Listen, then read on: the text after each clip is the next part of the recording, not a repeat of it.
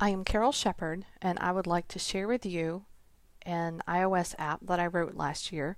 This was for an enterprise client. It will never go into the App Store because it's for a proprietary business process. What I will show you now has been sanitized and was written for iOS 6. The code's been ported to 7, but the user interface has not. So we're in this mixture of skeuomorphic versus the very light transitiony things in iOS 7. So let's get started. First, I'll give you an idea of the scope of the project. So this is a little tool called Project Analyzer, and I used one open source library, and that is for the keyboard hiding, show and hide, and then I also have a DD logger, so that of course inflates some of the code numbers that I have here. But here are the nibs that are involved in the project, and of course if I were doing this today I would probably use storyboards instead of many of these different prototypes for our various cells. But I probably would not use storyboards for the entire project just because of some of the way the pieces worked out.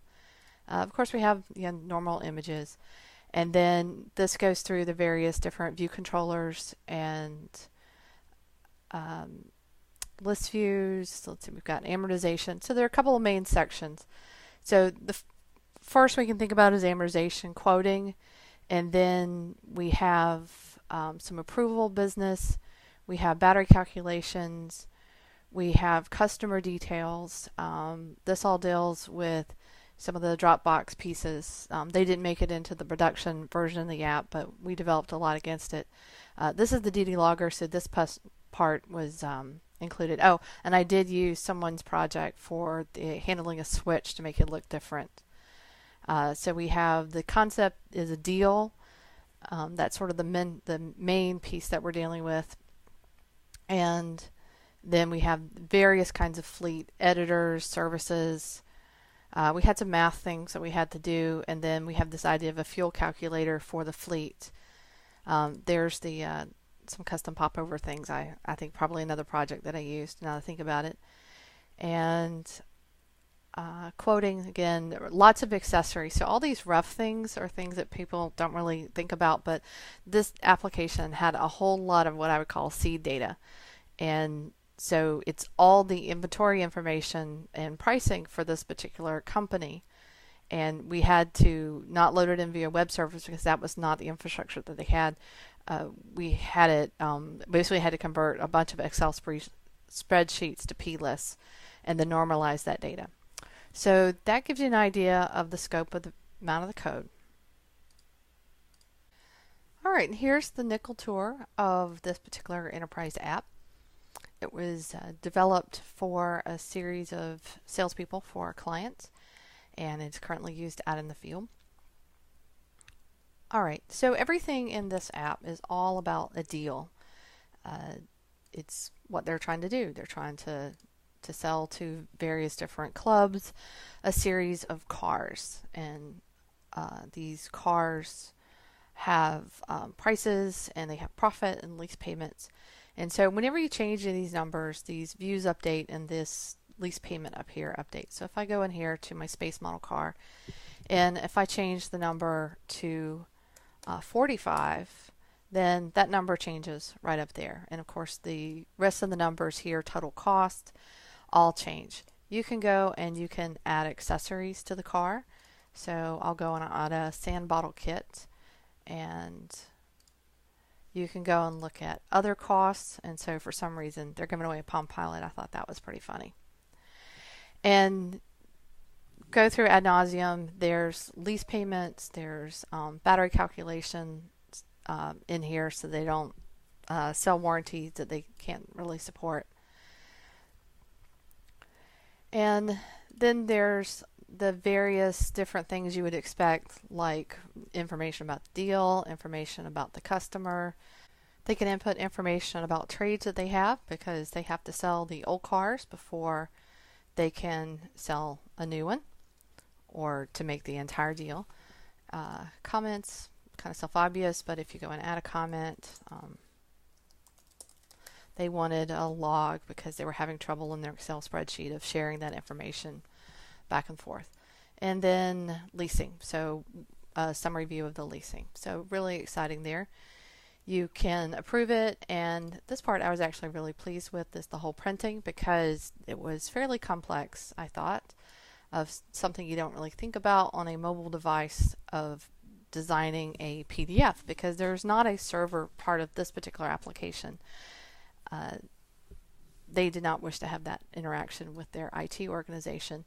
So here we have all the different pieces printed out, and what I did was I made a little kind of library thing where we could visually design this pieces in a nib editor and use some tagging to say, okay, well, these things are going to reoccur, and then generate all these different pages based upon a data set. So I was kind of proud with that one. And of course you can email it off. So that's the bulk of the application there.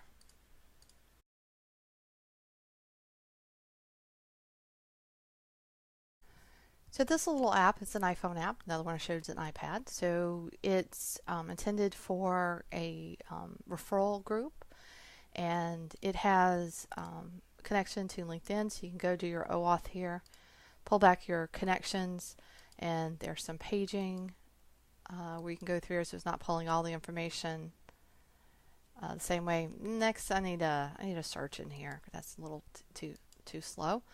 But let's see if I go to who would have a picture. I think Linda Beggs has a picture. Yeah, I'm gonna make her a referral partner. And so now she's on my referral partners. And so if I want to give Linda a call, I can call her, send an email. We're working a little bit here on copying her data from the address book. And so she's not Linda, but I can go copy this in and have her information display. And so we spent a lot of time so far with the LinkedIn API and web services, so I thought that would be something that I would highlight here. I chose not to use AFN networking because I really didn't need quite all that was in the library, and also I wanted to be sure that I learned what it was doing before I used the library to do something for me. And in reading, looks like some things have changed with iOS 7 and having the session versus the connection. So I thought that would actually require some refactoring of what I've got here. Probably except for the third parties, the only piece of code in here that I didn't write is the web service operation. My spouse wrote that, and we've used it from project to project. But it does the same kind of thing that's actually encapsulated in the session piece that I talked about. And so we set all of our information here. It's got some JSON, response, because that's mostly what we're getting. We did not have to do like the old-fashioned OAuth 1 because we just used OAuth 2, and it was so much easier than having tried that out before. So that's the basic operation, and then we were just able to create these various different operations. We stuck on the queue, and of course this would not be hard-coded in here because I've got a set of nice constants that I'll refactor to make all that work. So all the calls have to have the LinkedIn information added. Our bud is from our brochure user interface default, and so I have a thing I really like to encapsulate things. I think that's being a Java developer, we're sort of used to putting everything in a box, and so handling the response. And I had thought about doing a diagram. So when you get a response here, we have to notify any of the views that are watching. So we send out a notification that, hey, there's some information ready for you to get. And I use that paradigm all over. And so for my model, I have a very simple data model, the core data model in this one. And so for each of these people or concepts, they have a category, and so in here I have their constructors, and there's like an example of a full name, and then I have these little common data factories. I like to synchronize, or not synchronize, I like to centralize these. Again, kind of a hibernate thing, I suppose. But it does allow me to turn on some debugging. And at one time, one of the mistakes that I made early on was thinking about core data and transactions somewhat similarly. So I've made the process that whenever you have, for instance, a piece of the user interface, so let's go to referral partner and let's go to Audrey and we edit her, and let's say we'd say it's Audrey Boo. Then when I pop down here and I do done, then that does essentially to me what's a transactional commit in core data. We don't leave any of the changes pending or hanging around, because then we wouldn't know where we were rolling back information.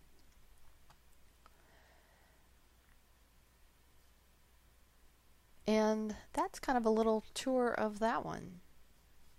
There's an iPad version as well, and working very hard to make sure, for instance, like this view controller here, that just the nibs are different, and maybe a few little, the idiom things are a little bit different for the aspect.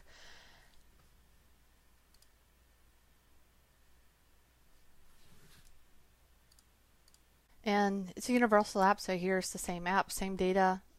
Here's our little cover of our people, and a little popover navigation majiggy thing. You can go look at your LinkedIn connection and look at your referral partners. And as you can see, this one we started working on the iOS part, not the iPad part, so we got a little list controllers going. And again, this one is a work in progress, but it just demonstrates same code base, universal app. We're using the same code for the view controllers as we can to make sure we don't have lots of little stuff duplicated all around.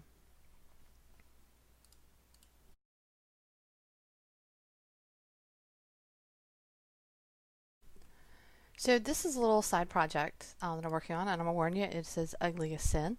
But this is what I call an architectural prototype, and I really like to work on these before I go start a project, so I can figure out what's my vocabulary, what are the things that I can do. So I have this idea for a kids game or in experience. It's called the Potty Companion, and my target audience is ages 2 through 4 in doing what you imagine they might do. Go potty. I tried out some things before using Flash, and the whole world was trying the Universal Web app, and then we sort of figured out that Universal Web or Flash apps, not quite so much for certain things. So I had used I can't remember, it was Sparrow Starling, and had played around with some of the 2D things. And years ago I wrote some 2D graphics, just charting libraries and that kind of stuff. So I was a little familiar with those things. So I went to CocoaConf and I went through a day-long workshop, and this is what I came out with.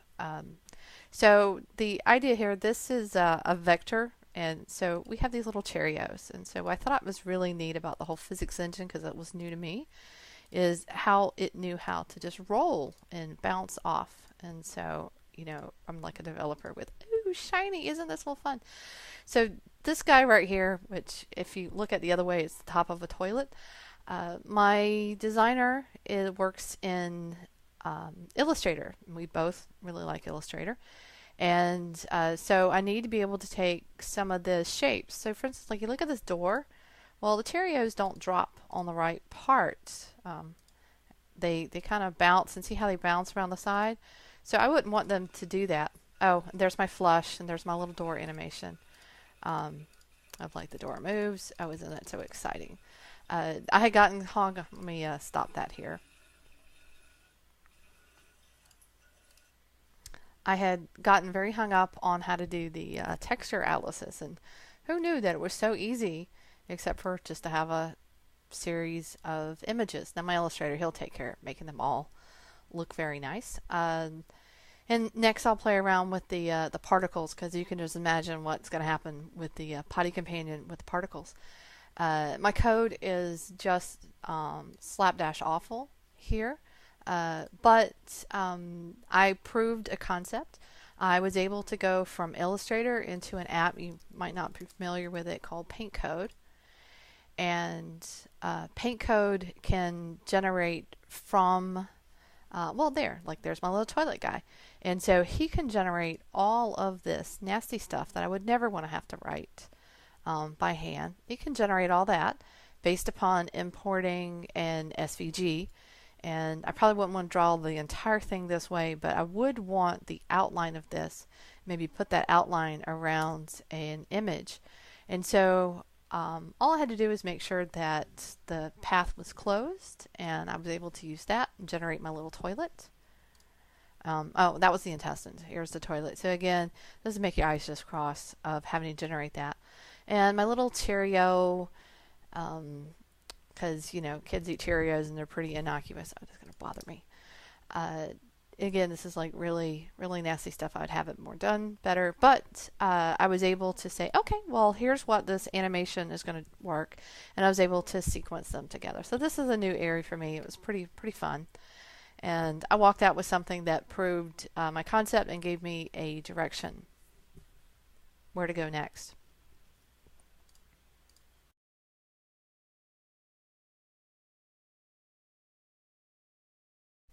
And well, if you have watched all of this from now, you are a brave soul, and I thank you very much. I am an iOS developer, and I've been writing software for 20 years. I've taught about writing software. I often am, as you can imagine, a very talkative member of the team. I really love gathering requirements, doing technical prototypes, and then it's also fun to carry that out and just do that grinding work of getting the things out and then making sure it all works and works with different caveats in mind. Works on this device or works on a slow network. All of those are various aspects. In the world, what's old is new again. I have to admit that after I did a whole lot of Java, I didn't think I would write C again. And so Objective-C, of course based on C, brings out a whole lot of things that I learned a long time ago. And I find that it's just very different when people are used to thinking about the web. So that's a little richness to the experience that I may not have.